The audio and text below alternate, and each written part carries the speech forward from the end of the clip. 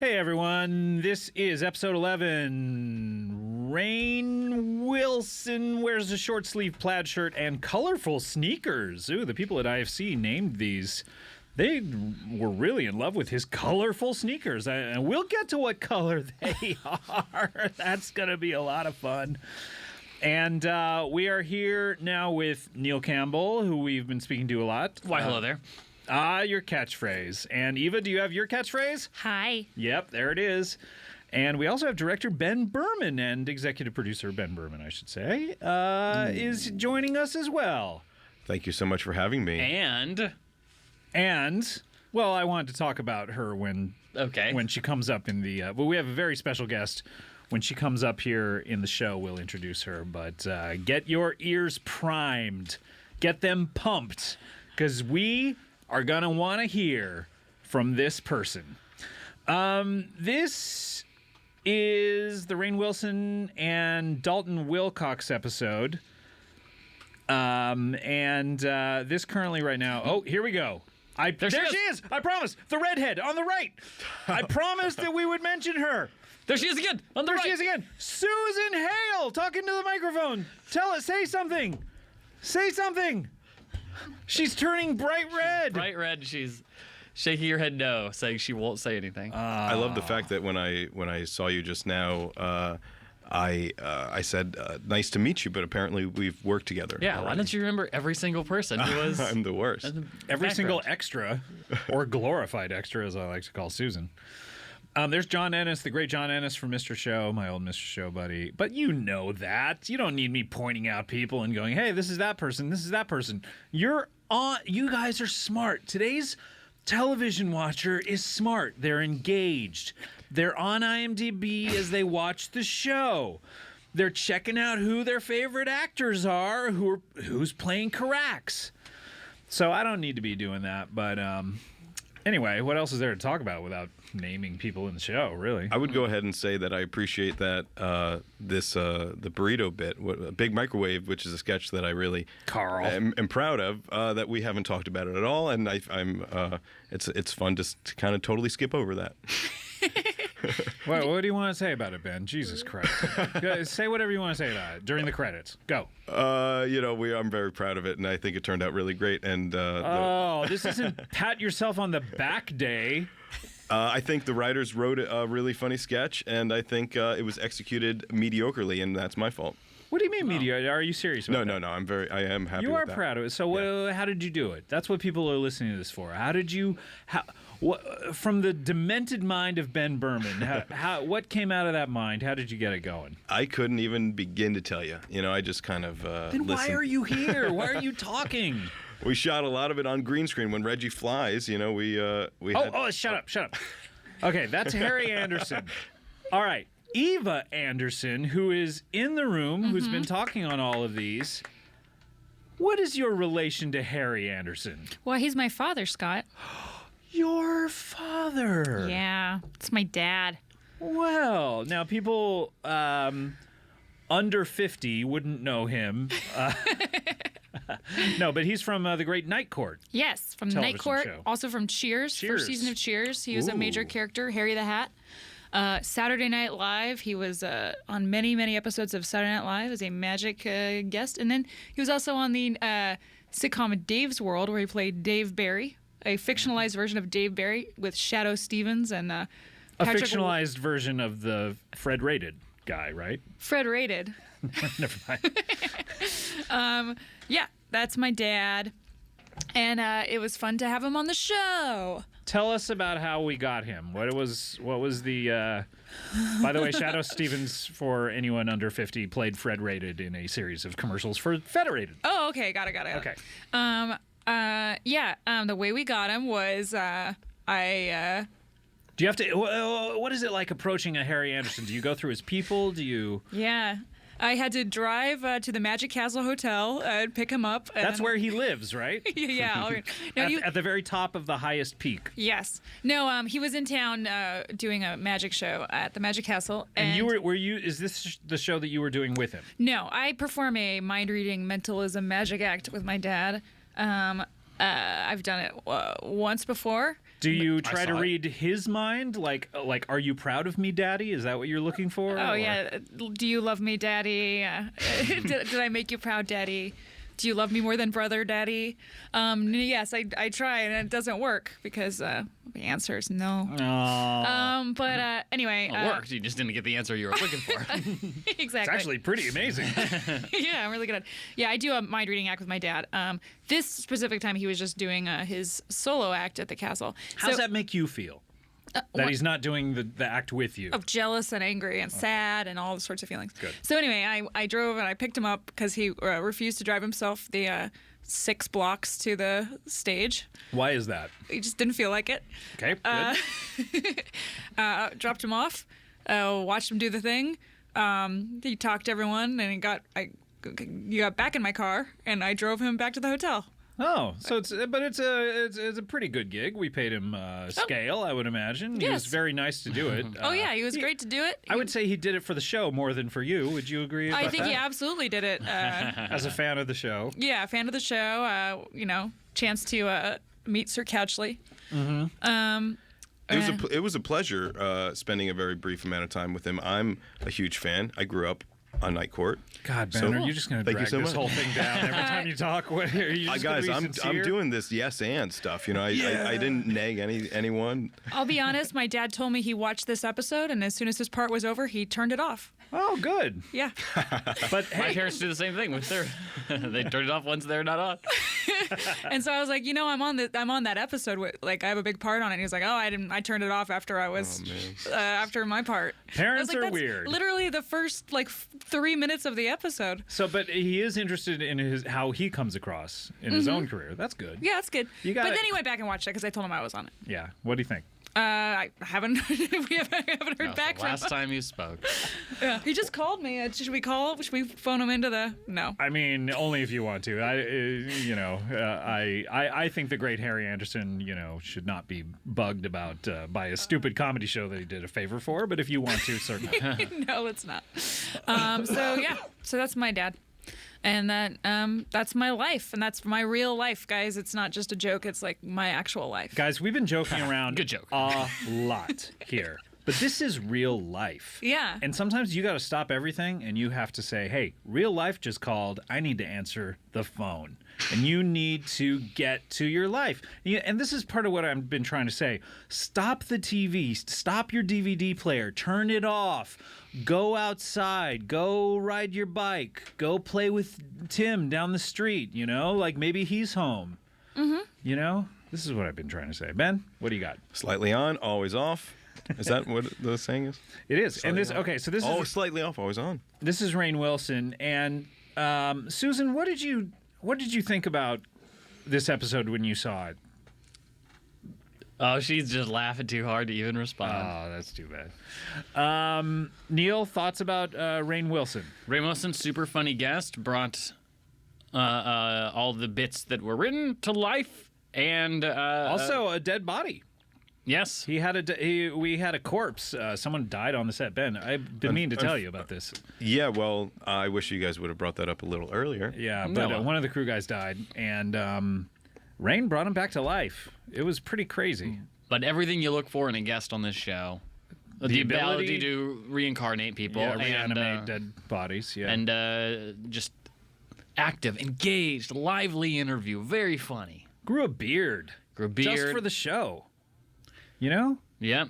He was doing a lot of that yes-anding that Ben was just is so fond of as well. You love Well, yes-handing, right? I've Ben? come up, I started in New York at UCB, and then when I came out here, just really, I don't know, I spend about 7 days a week there, just yes-anding all the time. About 7, really. Not 8?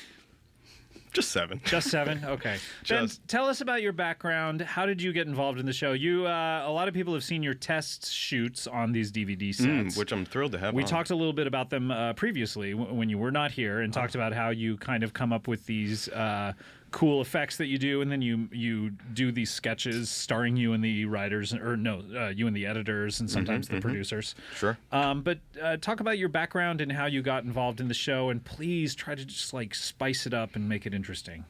So lie or tell the truth? Because either way, I'm begging, like, don't put us to sleep. That's all I please. This is a tough rube, I gotta say. I came up in the Tim and Eric world as an editor and then a shooter and all that stuff, and started doing some directing through that. But even before then, let's flash back. Let's go back early. What's your earliest memory?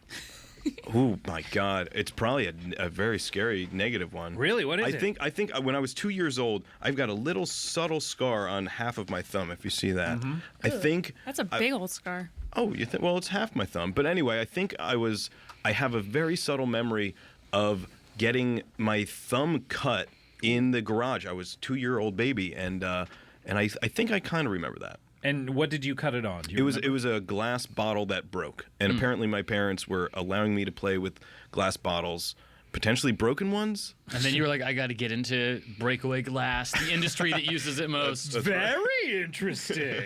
We're about to call Tim. Oh, okay. Let's call. Wait, hold on. Hello. Hey, Tim. Okay, this is Tim Kalpakis. Hey, Tim. You have. This is Scott Aukerman. First of all. Scott. And then you have. Am I live on the air? Yeah, you're live. And live on the commentary track. Yes. And then you have Neil the Real Deal Holyfield Campbell. Hi, Neil. Hey, I love you. Tim. I love you. Then you have Deliver Us from Eva Anderson. And then you have. I love you. I love you too. Then you have The Berm is the Worm, Ben Berman. Hey, man, big fan of the Birthday Boys. I love you, Ben. Love you. So, why are we calling you? We're about to see him. It's got to be a commentary. Tim's about to show up in a bit that he also took the lead on writing. A bit we like to call Chews to Layus. Yes. You are now. A lot of times we don't like to ascribe credit or blame to the writers because a lot of it is group writing. How do you feel about that when we say that you're the writer of Choose to Lose? Do you feel like you should deflect? I feel hesitant because my favorite joke in Choose to Lose is when you suck the salad back into your hand, and that was a Nealer dude. And I put it in there, and I just can't take credit for it. It just kills me every night. Yeah. Well, I said lead writer, so I meant, it's possible other people contributed, but he took the lead. His fingers got cramped from typing it. That is. Would you say, Tim, that is the number one difficulty in being a writer is cramped fingers? Yeah, I mean, pretty much every episode that we write, I have to go to the doctor and get my fingers kind of worked back out. How many lines can you write, or how many pages can you write until your fingers cramp? I could get one good line in, no problem. But when I go for 2 or 3, it's not gonna be pretty. You know what I mean? I do. And we're looking at you on screen right now playing Clark Shanderville. That's the third time Scott said it's Choose to Lose. Yes. And by the way, you wrote in the script that I pop a burger into my mouth in one gulp, and then I had to try to do it. That's many times. Alan Rachel right there. Look, we're living in a pre-$1,000,000 arm world. But by the time this DVD comes out, you're going to go, that's the girl from $1 Million Arm. Oh, fantastic. Hey, just a little bit of info. Hey, from the $1 million head writer, Neil Campbell himself. I'm a million. And that's, hey, speaking of writers, that's the writer of The Heat. Katie Dippold, who was a writer on Parks and Recreation, and she wrote the movie The Heat, starring Sandra Bullock and Melissa McCarthy, and did us a real nice favor coming by. I mean, it's not really a favor. We paid her. We did pay her. Yeah. So I'm not going to say anything nice about her. Yeah. She got her money. But Tim will be coming back in a second in this sketch. Yeah. Now, you played Clark Shanderville, Tim. Can you talk about your acting process? By the way, why don't you eat shit, Janet? Number one quoted. I saw line. a meme of that last night. Number one quoted line of the season. But talk about your process. I saw them on that too. Yeah, no, I think my acting process was to say the lines clearly, multiple times. Pretty much any time Ben Berman says action, I would just say the lines. and hope for the best. Now, I noticed you would keep saying the lines after Ben would say cut. Did you never learn that cut means stop talking? Yeah, I mean, well, my message, like I was saying, it's when he says action, I start saying the line. Action. Like, from what happens after that, I mean, maybe that's part of other people's process, but I don't really get caught up in the cut part of it. Yeah. This is Eva, by the way, with whom we're speaking, and a cute little kid who would be the daughter of both of you if you guys ever had sex. Have you guys ever thought about having sex? I'm always talking about it, but she's not into it. That little girl follows me on Instagram. Oh, does she? She's really cute. Yeah. She was great. She likes my weird Instagrams, though, and I'm like, oh no, it's a little girl. That's all right. You know, people have to grow up. Gotta grow up sometime. Yeah. And in some way. What's weird about your Instagrams, Eva? I don't know, like weird sexual things and dirty, weird, sad, dead animals. Is that true? Fire. Just fire. I gotta check that out. Hey, Tim, how does it make you feel to know that IFC asked if we could have a different, better take of your final line in the thing, and I had to tell them that there was no better take. Right. Well, that also goes back to my technique of how I say the line the same every time. So you could look for that footage all you want, but you're not getting a different performance. You're getting, for Choose to Lose, I'm Clark Chanderville, and I'm going to do that 5 times. So, real quick, I want to say we're checking in on New Friend Contest. I was told we can't. Okay, we had originally written different names for these animals because we thought they might be different types of animals. Correct. And then when we found out which kind of animals we could actually get, we rewrote names that we thought sounded like cute versions of those animals. Someone told me they're the names of like Tiny Toon characters. The first 2 are names of Tiny Toons. Buster the Bunny, Plucky the Duck. I had no idea. If we had known that, we would have tried to make the third one whatever the other Tiny Toon Yeah, was. we would have called Steven Spielberg and asked for the rights to Tiny Toons. Yeah, and he would have given them to us. Sure. Steve is just such a great guy that way. I mean, Oh my God, I think Scott knows. yeah. Steve, when he wrote E, Oh my God, he's referring to E.T., I think, unless he means encounters, the close third kind. he said, we've all seen these first 2 encounters. Oh, no. He meant the encounters. Yeah, okay. Let's see if he says anything else. So when E comes down to Earth and befriends Elliot. Oh, wait. He's lying. Everything he said so far is a lie. He doesn't know. He doesn't know. All right. This is... Someone talk about Andy Daly right now. So, Tim, Andy Daly's on. What do you got to say about him? Nicest guy in show business. Really? There is a nicer guy in show business? Is that what you said? Yeah, well, there's Jay Leno, and then there's Andy Daly. Yeah. Hey, Tim, I have a question. Yeah. What TV show is your dad on? My dad, David Kalpakis. Yeah.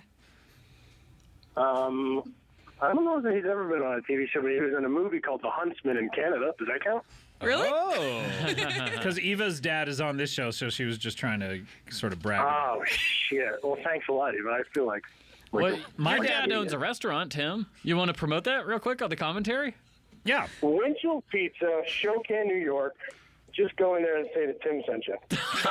And what will that get anyone? It'll get you a blank stare, and then you have to pay for your pizza. Fantastic. And were you not allowed to get delivery pizza growing up? Have we talked about this? Well, I don't know if we've talked about this, but I had a really embarrassing thing happen where I thought that we got delivery, and I was walking around saying this is good delivery. It turned out to be DiGiorno. Oh, my God. Too bad. Too bad. All right, Tim. Well, it's been a pleasure talking to you. Wow, thanks for letting me, contribute. Yeah, and have fun in San Francisco. I will. I love it here. Yeah. Well, good luck with the tryout for the Niners. Yeah, let's see how this goes. Great. I love you guys. Bye. All right. love you. Bye. We love you. Love you. The lantern-jawed Tim Kalpakis. So this is a character that Andy Daly, obviously, he brought all of this He in. brought we it, yeah. didn't create this character for him. We did a version of this on the podcast with Jason Mantzoukas and I, and it was a very popular episode and went in a different place, but this is one that Andy wanted to do. This was, I don't know who made the book cover, But this was a fan actually put up on Tumblr this book cover. They made this, and then when we did the show, we needed a book cover, and Andy asked the artist if we could use that, and it's a fan's book. Wow, that's cool. That's the little kind of tidbit that you'll get on this DVD commentary. So if you send us fan art, it goes on the show automatically. And if you send me an email, if you can figure out my email address, just send me an email and I'll put you on the show. Yep. Yep. Pretty nice. Pretty nice, yeah. Ben, what do you got on this episode? Any tricks of the trade that you can, any lenses and stuff that you can talk about? Yeah, what lens do you normally shoot with on the 5-camera setup? I have no idea. There's zooms. But, I think we're around 5.56 is our f-stop that we really love. All right. I don't know if that's true at all. What do you think about, I heard a famous story, I won't say who they are, but about an actor going up to a director on the first day of a film and asking what lens is in the film. And because the director didn't know what lens it was, they left. They didn't enjoy their experience. They checked out. That's Hollywood lore. I would say I'm a fairly technically minded director. You are. You know how to do all this stuff really. Anytime we have a question about how do we do this, old Ben Berman over here goes, guess what? I got the answer. We try our best. Actually, sometimes you go, we can't do that. Rarely. For Forville, you said we can't do that. Oh, but and that's the beauty of my experience at Comedy Bang Bang, because Scott, and the writers challenged me. Did you say Scott? You're Scott. Not Scott. Scott and the writers challenged me with, making stuff that I feel like I don't know how to do. Outside of your comfort zone. What's the biggest thing that's been outside of your comfort zone so far? Oh, that's we have the musical. We have. I would go ahead and say definitely the musical. Thanks for bringing that up, because I'm not that well versed in musical theater and film. That's an example of it. What did you think of that? Good. Really? Mm-hmm. Well, good. He knows his stuff. I don't know. But yeah, that really took me out of my comfort zone. But how did you sort of prepare for that? All the references, all the all the different songs were kind of references to other pre-existing musicals, right? So I just kind of checked out my references, studied up, watched Les Mis, watched it all. Another thing that working with animals. Pat Stone, by the way. Yeah. Little cameo. But one of those animals would not be on camera with the other one. We had to shoot them separately. Yeah. Right? Whoever was put in last. Anyway, we got to go. This is it for this one. So. Hey, I really like this gag at the end, by the way. Yes, taxidermist. That's a great gag. Did you write that, Neil? I forget. Okay. See you next time. Bye.